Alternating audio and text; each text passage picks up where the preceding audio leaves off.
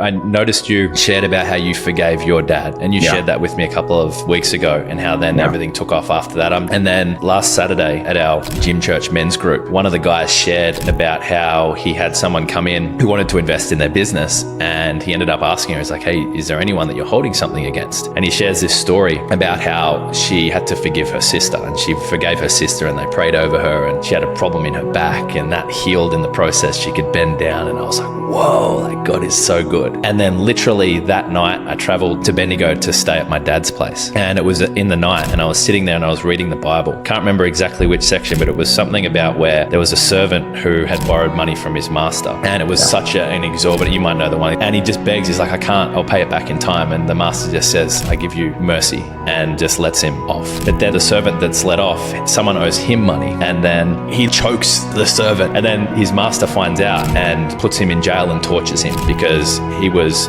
forgiven and given mercy, but then didn't forgive other people. That's right. This is how your father will treat you if you do not forgive others. But in that moment, I was like, I don't know if I've forgiven my dad. Yeah. It shaped me so much, dad not being who needed him to be growing up, but I never even thought about the idea of forgiving my parents for not being this ideal. I'm getting emotional. And I'm sitting there, and then my dad's partner, and she's like, yeah, one of the things your dad said is how much he regrets not being there. And I'm just sitting there, there's the three of us, and I'm in my head, I'm like, I forgive you, Dad, I forgive you. And it's just crazy how God will bring things up in you. And like, I know there's probably someone listening to this, is like they're holding something on someone, and we underestimate these little things that are the biggest things.